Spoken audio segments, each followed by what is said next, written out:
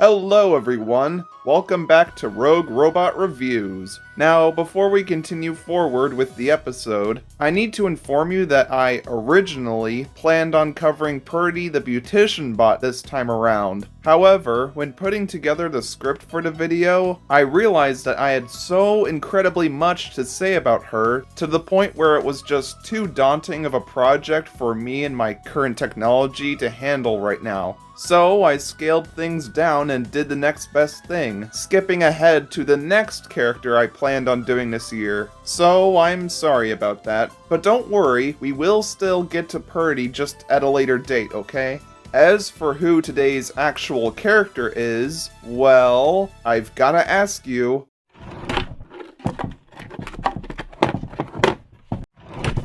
are you up for a game of tennis, my friends? I sure hope so, because here is everything you need to know about Serve the Tennisbot. 15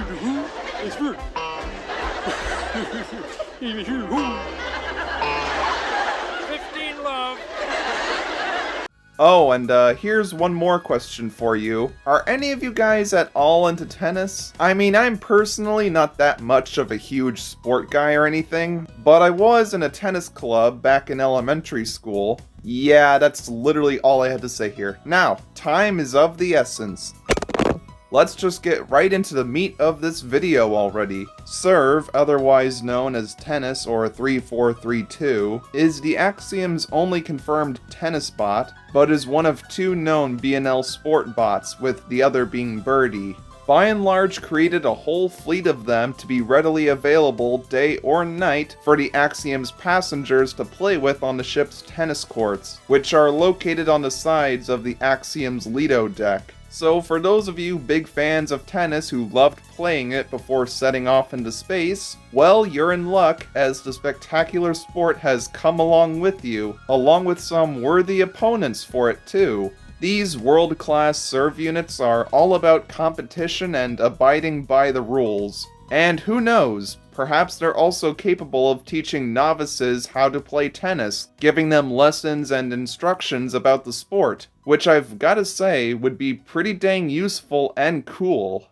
But you want to know what's cooler than that? Well, his design. Serve's white head is noticeably long, becoming flatter towards the back, with the underside being gray, with a large panel, barcode, and the number 3432 on either side. Wrapping around the top of his head is a red stripe, clearly meant to resemble that of a tennis headband, with a BNL logo on the front, which I somehow had mistaken for an eye as a kid. Yeah, I don't know what I was on. But below that are the actual eyes, a pair of them, bright and blue on a vision screen. On the inside of Serve's head is a tennis ball storage and suction system, useful for giving players extra balls if necessary, and allowing the serve unit to launch the ball to start the game. You can see the balls being stored within a transparent glass or plastic tube sitting on the left side of his body that connects all the way up to a trapdoor on the top of his head. This is where the balls dispense from, like a piece of candy coming out of a gumball machine, in the hopes of landing precisely onto his racket. It is an interesting system for sure. On his bum is a noticeable maintenance panel, this time with a little BNL logo on it. Nestled into the right side of his head is the large, chunky white shoulder piece for his very articulated arm, which holds a black extension allowing for extra mobility, connecting to the middle piece of his arm, which is covered in gray spots, creases, and a bit of black text that reads SNDHMR, which is apparently a very pun-like micro version of the word sandhammer. How exactly this relates to tennis, I have no clue. Someone please fill me in on this. But this then leads to the last chunk of the arm, with one joint for horizontal movement and another for vertical movement, and attached on the end alongside a red bracelet stripe is his signature, oh-so-recognizable tennis racket. With its gray handle grip piece, blue beam, and white netting with a BNL logo on it, this handy-dandy piece of equipment is what he uses to smack and whack tennis balls with. Yeah, I know. Mind-blowing information there, am I right? I never would have guessed that. And that concludes the analysis of his design. Quite a good one if you ask me. Asymmetrical, well thought out, and very personalized, Serve's design is a real looker. He's ready to impress all the ladies in the stands. And did I forget to mention that Serve was also technically given a voice?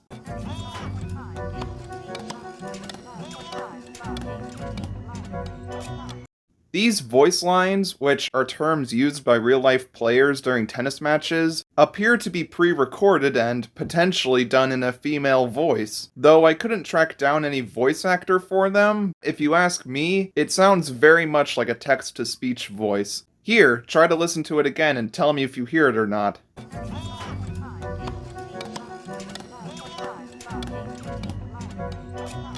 The name Serve, by the way, SR-V, is a pun on the word serve, which is the type of move made to start a tennis match. How creative is that? And yeah, I think this is the point where we should now start talking about where he can be found in the movie. It's worth noting that unlike Birdie, we never see any of the earlier, more fit humans playing tennis in those advertisement clips. So we never see a human actually competing against a serve unit in the movie. However, during the captain's 700-year anniversary speech, we get our first glimpse of not one, but two serve units playing tennis against each other, whilst a pair of humans sit off to the sidelines, manually controlling the robot's movements on the court, using the screens and buttons from their chair, instead of physically participating themselves, as they believe they lack the strength or energy to do so. Humanity now hardly has to lift a finger to play tennis. Oh, how far we have fallen. Now, sports aren't exactly the most common pastime for the Axiom's passengers, so not too many serves can be spotted hustling and bustling down the robot hallways, with the exception of one from when Eve flies away from the stewards. But you can surprisingly spot a serve unit on Earth at the end of the movie, alongside the crowds of humans watching the plant get watered. Glad to see him make one last appearance. Though it does get me thinking as to how useful the serve units would be to the process of cleaning up the Earth again. Well, I guess I could see him picking up some garbage with his racket or something. I don't know, I'd love to hear your ideas. And now that leaves us to talk about, you guessed it, the Rogue Robot. As is the case with every reject bot, the Rogue serve unit is marked with a red boot and has been locked up in a cubicle in the repair ward, specifically in section 4B, along with 4867, 5444, and this tall gray robot, all for having the apparent malfunction of repeatedly swinging his racket and throwing balls at his surroundings like a crazy person, launching them at objects and unsuspecting targets. I just really hope that this is only a glitch though, you know, something he has very little control over, and not him actively seeking out people or robots to harass. If it is the latter though, then no matter how much you beg for him to stop, this dude will not rest until he's out of balls. Man, that sounded wrong. Please, your omnipotence, have mercy. Shut up, bitch! He's programmed with a more athletic and competitive attitude compared to other robots, and he clearly enjoys showing that off, regardless of who it hinders. He doesn't follow any rules, he doesn't care if he leaves a mess of balls for the car sticks to clean up, he does what he wants. And dang, what sticky balls those things are too, by the way. As several of them end up getting stuck to the wall, and thankfully, they stay there in later shots. Good continuity there, Pixar. It's also a wonder that Serve can store that many balls inside of himself. What do you mean by that? Serve is first seen in the background as Wally gets taken to his pen, and then in the next scene, we can hear a bunch of distant rambling.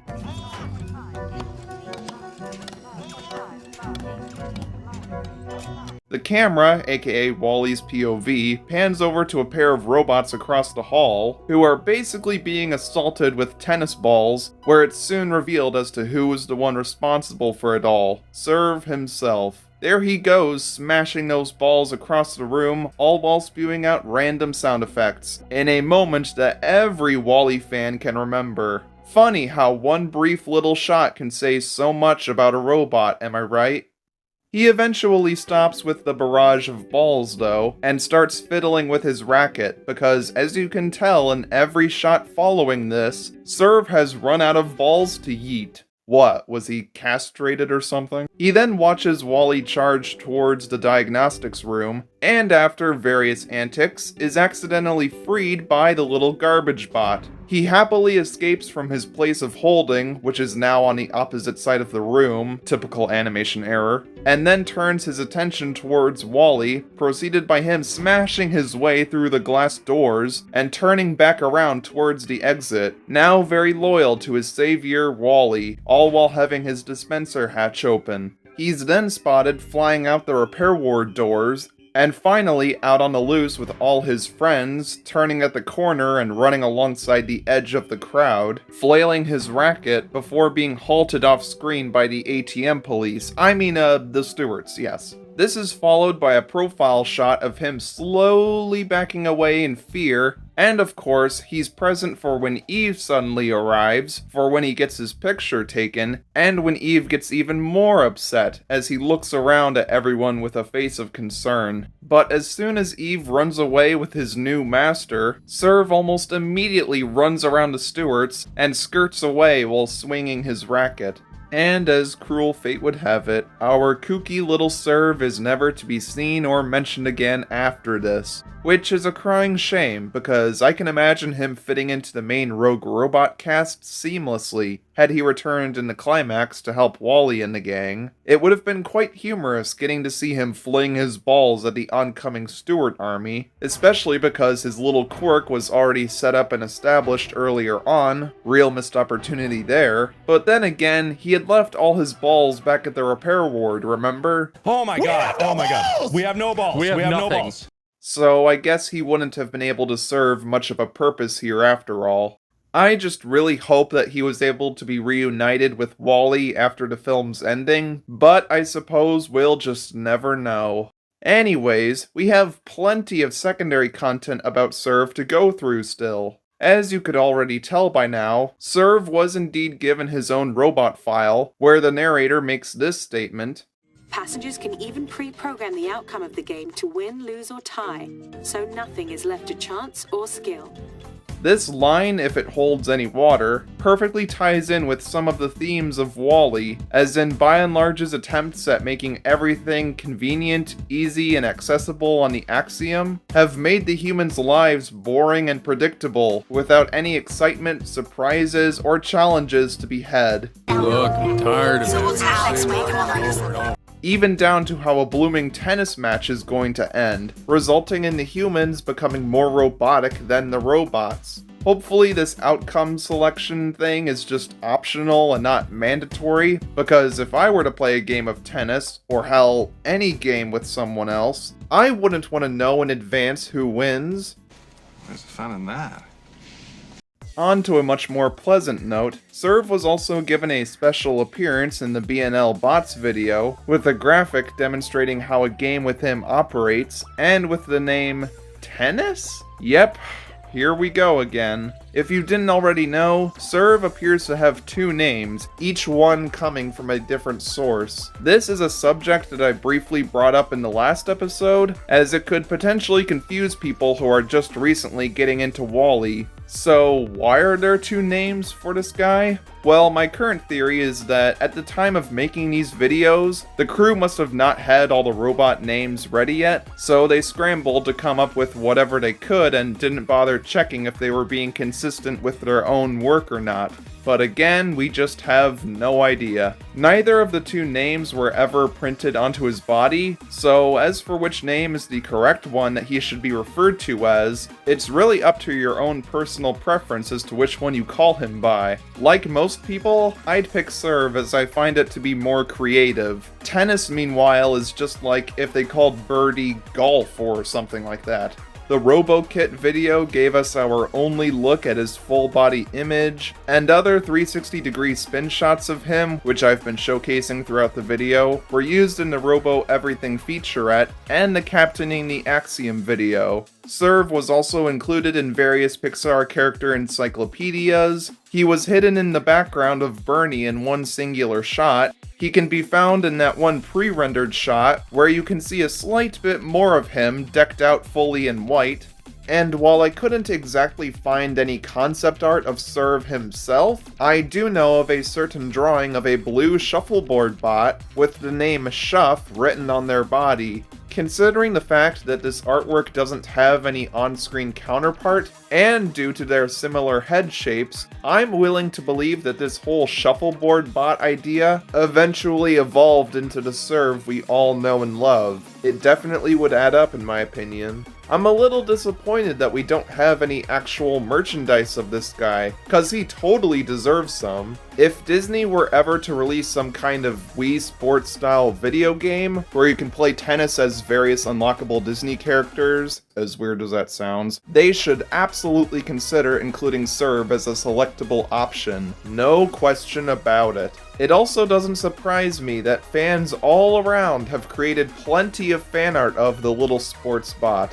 Ultimately, Serve has been one of the most well-realized characters we've discussed in this series so far, being that he's both based on a very novel idea and distinctly unique enough to be noticed by just about everyone who watches WALL-E. The visual of a tennis-playing robot is just too striking to gloss over. Get it? Striking? See what I did there? I can imagine anybody who's really big into tennis finding something to like about this guy. From his build, to his tendencies of pelting tennis balls, to his mixed up identity, there's just so much to him worth talking about. He may not be on the same level as Brella or Van Gogh or anything, but he's still pretty dang awesome. Carry on, you Olympic gold medal champion, and I'll see you guys in the next one. Goodbye!